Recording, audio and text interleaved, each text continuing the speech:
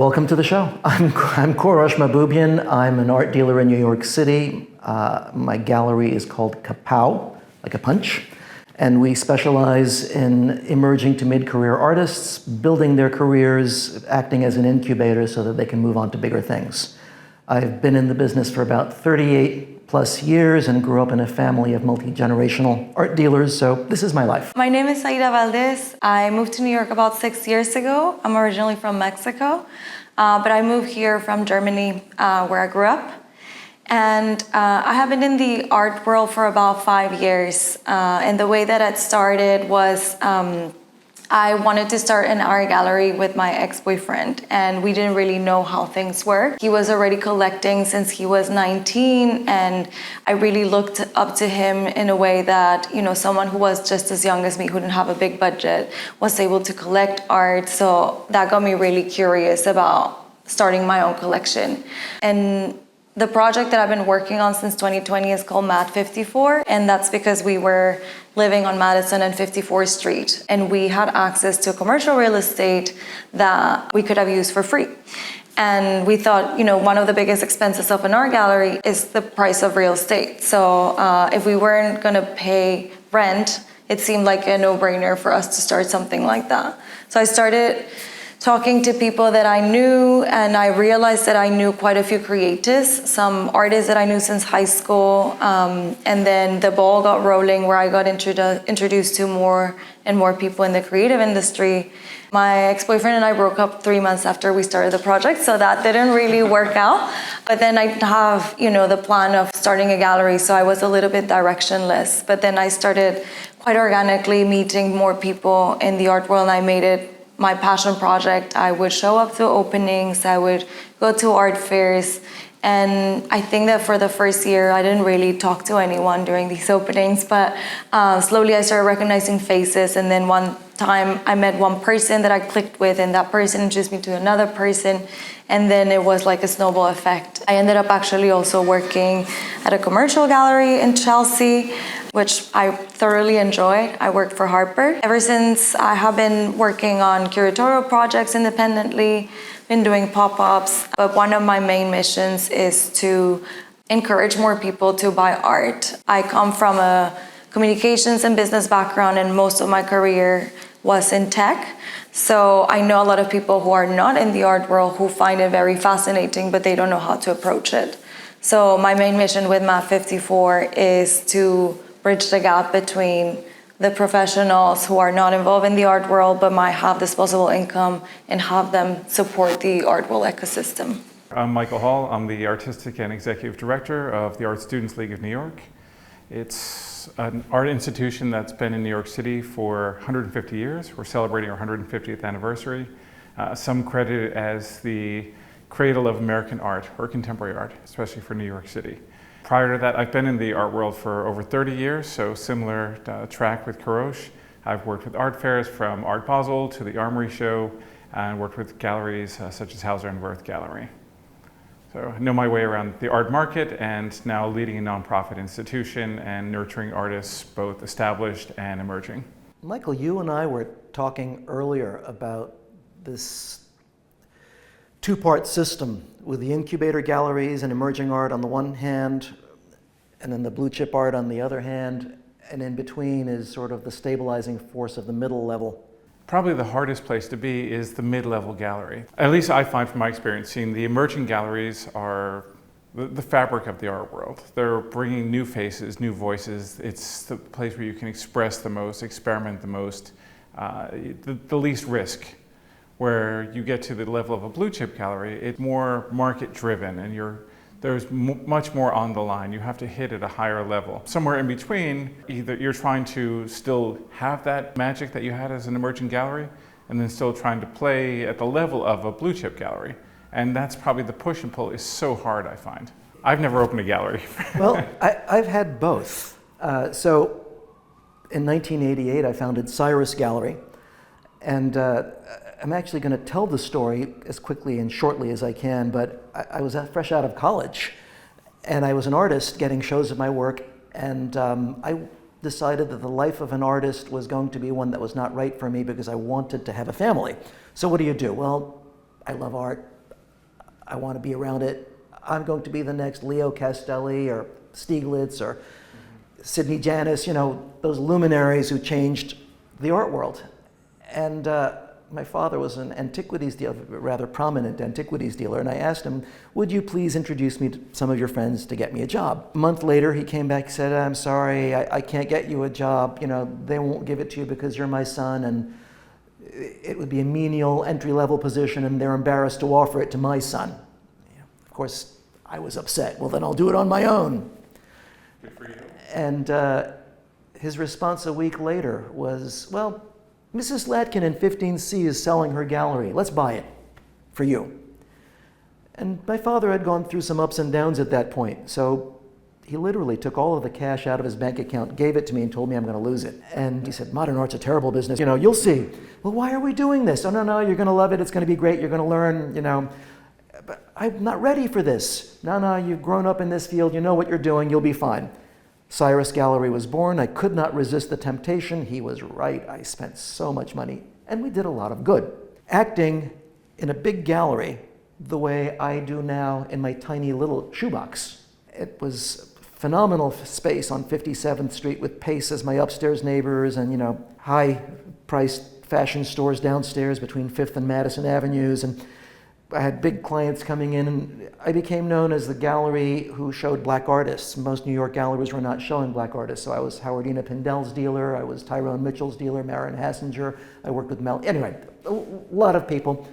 It wasn't exclusively that. I also did abstract expressionists. At some point, I realized that my artists were doing incredibly well. They're getting museum exhibitions, and I've now lost all the money my father gave me and tripled it in debt. Now, almost 24 years old, and people are calling saying, you know, you owe me money. My father sees my face in this process. I'm still living at home because I haven't made enough money to leave, to be independent.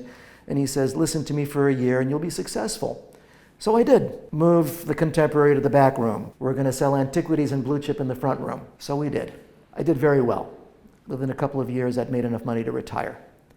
That's how quickly the art world can make money. If you know what you're doing, if you happen to have the right connections, and so on and so forth. Of course, as I said, I had generations of this in my blood. We knew people. The downside is I didn't enjoy it.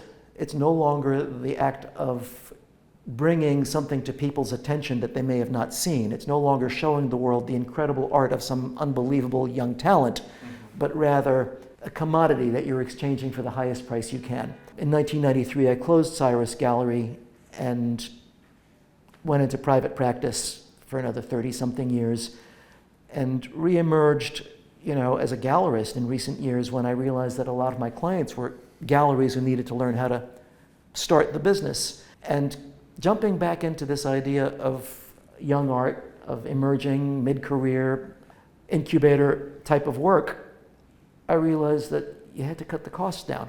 And that's, I think, one of the big issues in today's world is how does one survive? You know, how do you keep the lower level going until it becomes the higher level? Well, we did it through partnerships, reducing our cost. The average mid-level gallery spends $30,000 on, you know, a show. That's an entry level. You know, we figured out how to do that for under $5 without cutting too many corners, and in fact, emphasizing all the really important points. Well, now that means I can keep going. All it takes is 1 or 2 sales, and you've made it. I mean, that's what a wise artist friend who now has studio assistants in space told me early on, is just keep your overhead low, no matter what, and resist the temptation. But I want to go back to something you sparked with me, is that the difference between being successful and more heading towards a blue chip, as we say, business model and being emerging, is that you didn't enjoy it as much. And for me, that's also, it's interesting, like, well, why are we doing this? Most people enter into the art world not because they're looking to make money. They're there because they love it. They work in nonprofits all their life. They might have spent a lot on their degree, and suddenly they're working in nonprofit and hopeful to work there 10 years so they can have their student debt erased by working at a nonprofit. But thinking, so what's it about for you, really? Is it, you know, enjoying it, or one day you wake up and it's a business? And that's, which is perfectly fine. Some people like that, but like when you get into the realm of being a business, is it fun? Are you having fun? Are you making an impact? Well, I mean, you look at Aida, who just joined us in the field, there is a sense of passion that you have to jump in the first place. And if you're doing it purely as an exchange of commodities, sure, you can make a successful business out of this. My advice to people who want to do that is go work for a big gallery, make a lot of connections, and start dealing in art. And I hate to be, crass about it, but it really is no different from selling stocks or automobiles or anything else at that level if what you're looking for is buying and selling to make money.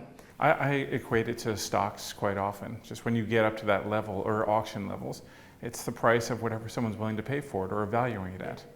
The cost of the paint and the canvas or the clay, the marble are the same. So.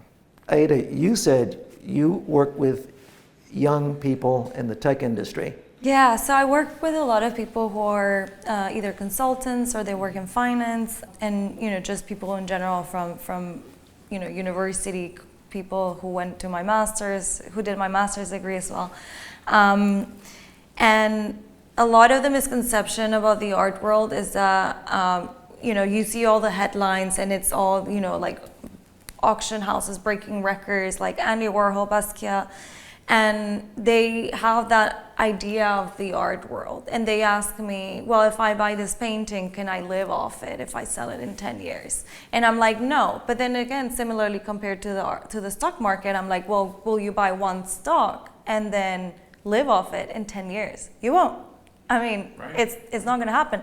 So if you want to play that sort of, financial gains game, you have to diversify your portfolio and you have to enter at a very high level.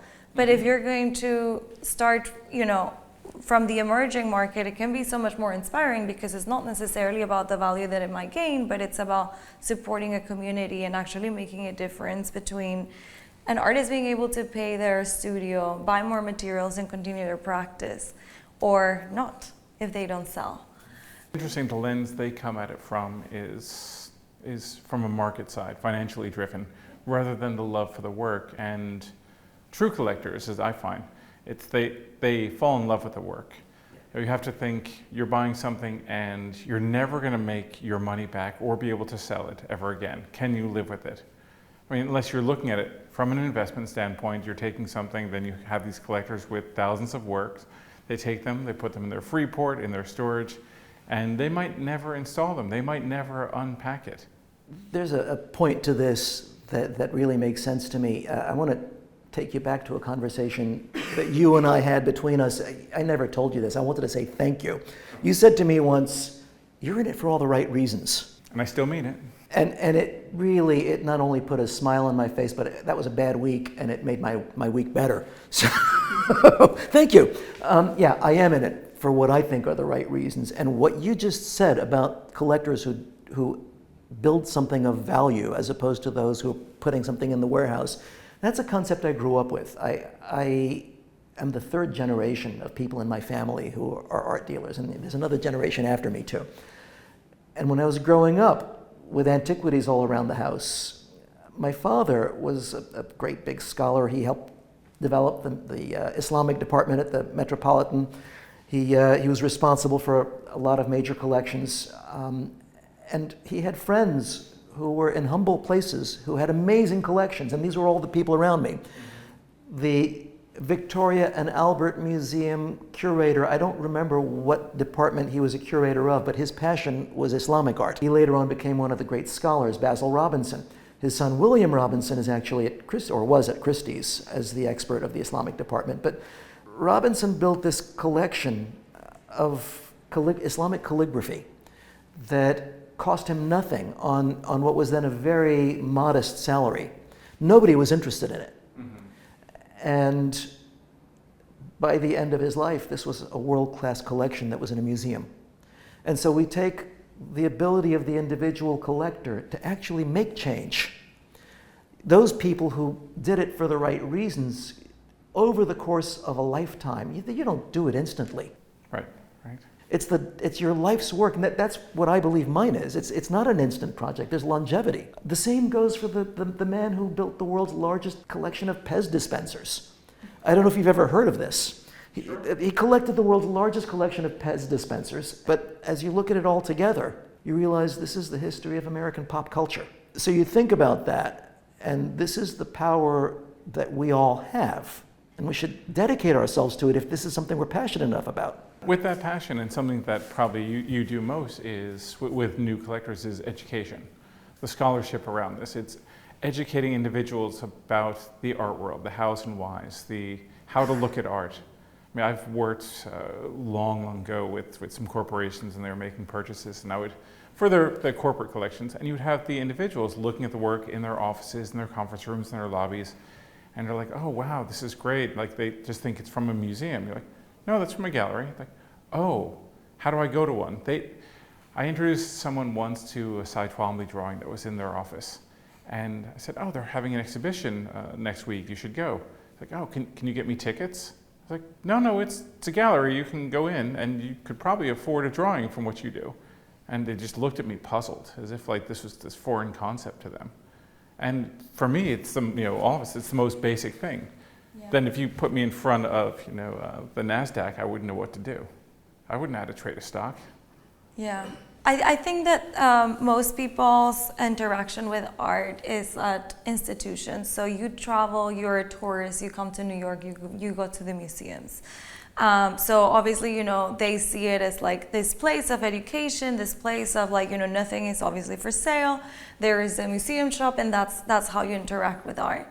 One of the things that I always tell, and in a way to encourage people to collect art, is that whatever is at the museum was once sold. Well, not everything, but the contemporary art. And there's many ways to get into a museum, but I think one of them is obviously like through donations, right? So a big collector will donate a work to a museum, which I find fascinating, because then there are certain people, or a number of people, that get to decide what we consume as highbrow culture and what's going to make it into art history, because now it's an institution that is very well respected, and everybody will go and be like, this is art. And then, we're not participating. If you're not collecting, then you're not participating in that cultural conversation for tomorrow. So I always wonder, why wouldn't we want to, as a collective, make these decisions instead of letting it be the decision of a handful of people? Well, there are gatekeepers. I mean, you have the curators, you have the leaders of that institution. I mean, some of them accept works. You take the Museum of Modern Art, their collection is vast. They show a fraction of what they have in storage. Plenty of artists their work's been acquired and it's never been shown. So there are mechanisms for that. For a smaller museum, a smaller institution, some people might endow a space, and then that work is out there, and it's their way of almost owning that institution. So, and that's trickled down. I mean, you'll have some museum exhibitions that go up from the smaller museums, and it's of someone's private collection.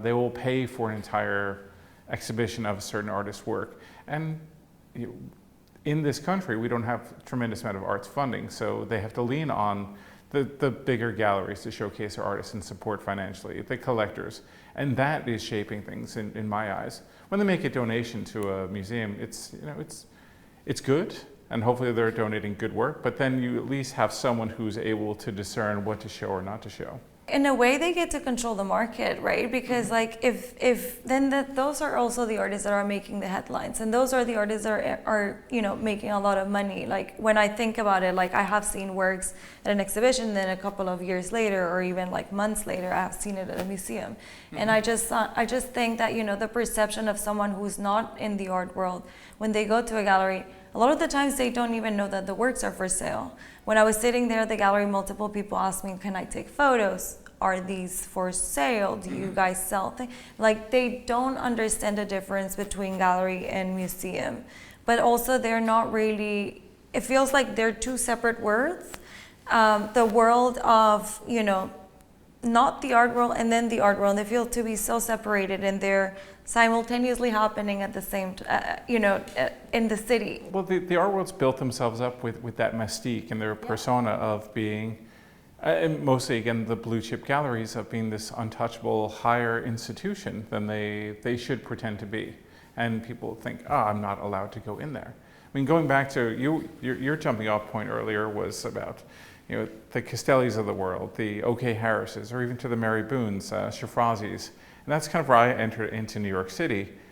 The playing field was far less. They were more equitable. The conversations were more real. There was more community. There was less noise, and there was less of a machine about a market. As a matter of fact, when I was 22 years old, I walked into O.K. Harris Gallery. I walked up to Ivan Karp, said, "I'm Kourosh Mahboubian. I just opened a gallery on 57th Street, and I came to pay my respects and introduce myself to you. You're one of my heroes." Put his arm around my shoulder. "Nice to meet you, young man. How can I help you?" And he mentored me, and he sent me artists. And not now. Well, right. But there is a community now. It's just not at the blue chip level. Well, but there are a lot more people. Like I said, the playing field is vast. I mean, your entire districts. Chelsea is just known as a gallery district when it was a warehouse district. On a given night, you can hit every single gallery in one night. You're going to Sondapen, to Metro Pictures. And that community was there, and they all went and broke bread together and had drinks together. That maintained. I'm not saying it doesn't exist now, but there are many, many different factions of that. What's happened is that the gallery has become a place for people to actually come in and meet other people, meet other artists, and I introduce people to each other. I mean, looking at that system in New York, looking at the emerging galleries, all the Lower East Side, Chinatown where I am, we've got a block of 6 galleries, and around the corner is Henry Street with, about another dozen galleries there. And people come together, and there is a camaraderie within the art world. We do have the dinners. I invite people into my office where we do dinner parties. We cook, or my wife and I cook. The dinner parties are not for business. They are for breaking bread with interesting people. We invite people we don't know. And I think that to me is useful for us to be doing, in that the art world should think about this and say, it's time for us to put the humanity back into it. That if we approach it this way, we can bring in new collectors because they're looking at it as fun. I think about the Tuesday night parties at the top of the Jane Hotel. It was a debauchery. We would get drunk, people were smoking whatever they had, there was a pickup scene there, and then at the end of the day, we do business. Again, back to the conversation of the divide between the blue chip and the emerging and the middle tier, and where the emerging still pushing that scene, which it's so important. And now I see a lot of the blue chip, at least through the lens of, say, art fairs or some initiatives of supporting the younger galleries, the incubators, as they would call them, because they need them. They know that they need these for them to survive, because they're going to run out. They've got a 50, 100-year plan. Yeah. So they need this to continue. So they want to support. And they enjoy it. They're not callous. And they like attending these things as well and seeing great artists thrive. But they're business people at the end of the day, and less, they're more art dealers than gallerists. One of the most beautiful things about the art world, and something that we touch upon now, is community. As a person who works and dabbles in the arts, as a curator, as an advisor, but mostly I find myself a community builder. I have received so much support from other advisors, from gallerists, from curators, from people who introduce me to others. And in just having those conversations, I have spent so much time looking to discover the art world, and a lot of time that I know a lot of young professionals don't have. And it's something that I'm very passionate about. So my learning in the art world, I feel like it's time for me to share that knowledge with the rest of the young professionals that want to start in the art world. And that's going to be a way for them to actually enter the market, because once you discover how much passion there is, how much work goes behind the show, and how people are doing this as a full-time life. It's not even just a 9-to-5 for the artist. That's also something that I want to remind people who are collecting, that when they see a piece of art and why is it thousands of dollars? I'm like, well, that's what they live off. The artists need to pay the studio, need to pay materials, they need to that's their job. You mentioned community, which I think is the most important part of the art world, and it's something that I found attractive. Whether from my own studio practice and being in a studio program, the sense of community kept me going. The mentorship, the relationships that continued. I look back to the institution now that I run, and you've got relationships from whether it was early on William Merritt Chase mentoring Georgia O'Keeffe, you've got Thomas Hart Benton mentoring Jackson Pollock, you've got classmates of Robert Rauschenberg and Cy Twombly together, you've got Rothko at the same time as Pollock, you've got Kusama sharing a studio with Eva Hess. They didn't know who they were going to be, but here these people are, and they're supporting one another. And they're living beyond their means, I'm sure. And here they are making history later on. So you never know who someone's going to be. That's my love for the emerging galleries, because you don't know how someone's going to catch fire. If you look at a work or an artist's practice and you fall in love with it for the right reasons, and if you have that eye, then that's why you collect, and that's why you support or follow an artist. And I follow artists that I enjoy their practice. The community is everything, and that extends out to gallerists such as yourself, who are a part of that fabric. I mean, I get to know you through one of your artists because it's part of this community. I'm going to take this moment to unabashedly plug the brilliant artists that I love, that I work with. Anna Garces-Kiley, Blake Hiltonen, Janet Lauren Hill, Natsuki Tagauchi, Lydia Nobles, Brigitta Varadi, Peter Fulop, Sandra Lapage, Naoto Nakagawa, Natasha Zupan, E.E. Wei, Camille Esquel, and Susan Silas. These are all people that I've been showing or will be showing in the next few months at Kapow. The Art Students League, in my mind, is perhaps the greatest institution in New York City in terms of its role in art history. I mean, but we were talking about lamenting the days of Costelli and O.K. Harris. Now there's that's 400-fold in terms of galleries, and there's so much opportunity and conversation and noise, and how do you get someone's attention? Going back to this community, I feel like a lot of people in the art world have opened those doors for me, and now I feel that I want to reciprocate that and be able to share this knowledge that I've gained over the years with newcomers and open those doors for them. So that's part of the reason why I organize these educational panels, and I'm also really grateful that people who are big names in the art world would be willing to come and speak to the audience. I've had people from art fairs, people from galleries, people who are big collectors and supporters of the ecosystem, and then in a way I feel like when they share their stories, sometimes you might find something in their story that you relate to. And then that might be the little thing that converts you from not being a collector to becoming a collector.